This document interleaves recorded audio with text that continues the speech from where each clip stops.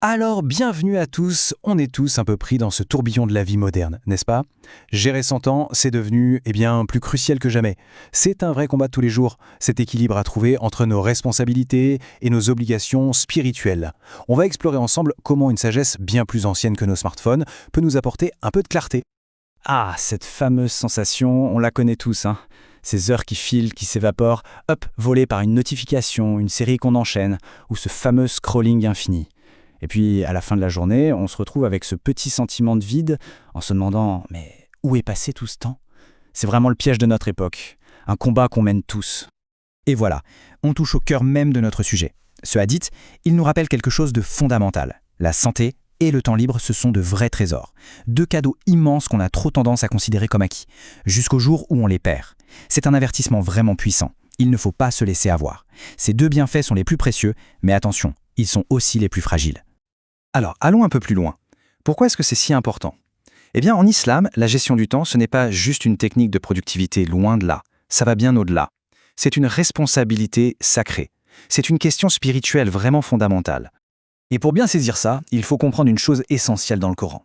Quand Dieu jure par quelque chose, ça lui donne un statut sacré. Alors, quand il jure par l'aube, par la nuit et même par le temps lui-même, le message est clair. Il nous montre que chaque instant, chaque minute, a une valeur immense, une valeur quasi divine. Et là, on arrive à un concept absolument central, la baraka.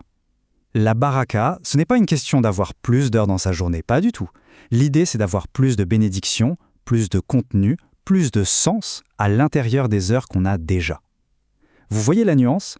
C'est toute la différence entre une journée super chargée mais vide de sens et une journée peut-être moins remplie mais productive et vraiment épanouissante. Ce qui nous amène logiquement à un autre concept, tout aussi crucial, l'amana. L'amana, c'est l'idée d'un dépôt, d'une confiance. En gros, notre corps, nos talents et surtout notre temps, ils ne nous appartiennent pas vraiment. Ce sont des dépôts sacrés qu'Allah nous a confiés. Et ça change toute la perspective, n'est-ce pas? On n'est plus le propriétaire, on devient le gardien. Et un gardien, par définition, il doit rendre des comptes. Et ce hadith vient vraiment ancrer cette idée de responsabilité de manière très forte. Il nous dit que chaque seconde, c'est un capital. Imaginez que chaque seconde est une pièce d'or. Un jour, il faudra expliquer comment on a dépensé chacune de ces pièces. Ça transforme la gestion du temps en une question d'une importance capitale, littéralement. D'accord. Mais alors concrètement, comment on fait pour gérer cette confiance divine? Eh bien, ce qui est fascinant, c'est que l'islam ne nous laisse pas sans outils. Il nous fournit un cadre déjà tout prêt, un système complet qui vient organiser la journée de façon très naturelle.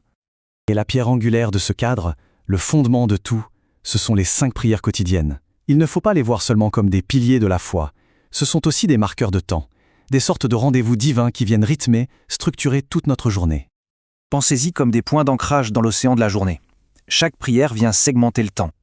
Le Fajr, c'est le grand départ, le début de la matinée productive. Dour et Asr, au milieu du tumulte, ce sont des pauses pour se recentrer. Et puis Maghrib et Isha, ils signalent la transition, le moment de passer au temps du repos et de la famille. C'est comme un emploi du temps, divinement inspiré, intégré directement dans notre foi. Maintenant, on va aborder une autre perle de sagesse prophétique, cette fois sur l'art de prioriser. Comment savoir ce qui compte vraiment? C'est un principe fondamental, une clé pour comprendre la différence entre ce qui est urgent et ce qui est vraiment important dans nos vies. Regardez bien cette liste, c'est un véritable appel à l'action. C'est très puissant. Chaque point met en miroir une période de force et une période de faiblesse qui est inévitable. C'est un rappel de saisir l'opportunité de l'instant, d'utiliser notre énergie, notre santé, notre temps libre pour construire ce qui est durable, avant que tout ça ne nous échappe. Et ce qui est incroyable, c'est la pertinence de cette sagesse ancienne aujourd'hui. C'est fou, mais ça se superpose parfaitement aux méthodes de productivité modernes qu'on voit partout. Les choses précieuses comme la jeunesse, la santé, ça, c'est important. Donc soit on s'en occupe tout de suite, soit on le planifie. Et les distractions, c'est non important. Donc soit on délègue, soit encore mieux, on élimine. Bon, tout ça c'est très beau, mais comment on fait pour appliquer ces principes anciens dans notre quotidien hyper connecté? La question n'est pas de rejeter la modernité, pas du tout. Le défi, c'est de l'infuser avec cette sagesse intemporelle. Prenons un exemple très concret, la technique Pomodoro. Tout le monde connaît, ou presque. 25 minutes de travail, 5 minutes de pause. Cette technique, elle peut être islamisée, si on veut. Au lieu d'une pause passive à regarder son téléphone, on peut utiliser ces 5 minutes pour le zikr, le rappel de Dieu, ou une courte prière. Et là, on transforme une simple technique de productivité en un acte d'adoration. Le grand défi de notre époque, on le sait tous, c'est la technologie. L'idée, ce n'est surtout pas de la diaboliser, non, c'est de l'utiliser avec intention. C'est un choix à chaque instant.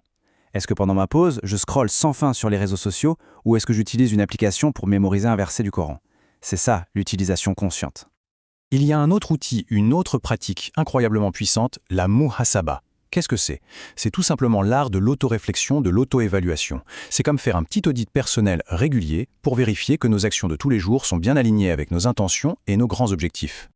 Et pour mettre ça en pratique, pas besoin de compliquer les choses. Une petite revue hebdomadaire, c'est l'idéal. Juste prendre un moment, se poser et se poser les bonnes questions. Est-ce que j'ai utilisé mon temps sagement cette semaine? Est-ce que ce que j'ai fait m'a rapproché de mes buts, qu'ils soient spirituels ou matériels? Ça permet de corriger le tir, de s'ajuster en continu. Finalement, après avoir parlé de tous ces outils, de toutes ces techniques, on en revient à l'essentiel. L'objectif ultime, il faut bien le comprendre, va bien au-delà de la simple case « productivité » à cocher. Non, le but, ce n'est pas de devenir un robot, une machine à cocher des cases sur une to-do list. Le véritable objectif, c'est d'atteindre cette fameuse baraka. C'est de vivre une vie qui a du sens, une vie équilibrée, une vie spirituellement riche. La gestion du temps, c'est juste un moyen, ce n'est pas la destination. C'est l'outil qu'on utilise pour honorer cette confiance incroyable qui est notre vie. Et pour finir, cette citation d'Ibn al-Qayyim, elle est absolument saisissante. Elle nous remet vraiment les idées en place sur les enjeux.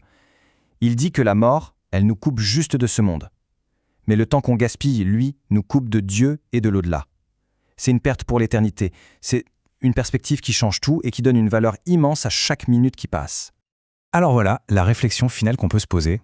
L'idée, ce n'est surtout pas de culpabiliser, mais de prendre conscience, de réaliser que le temps et la santé, ce sont des clés que chacun d'entre nous tient entre ses mains en ce moment même. La seule vraie question, c'est qu'allons-nous en faire? Comment allons-nous les utiliser?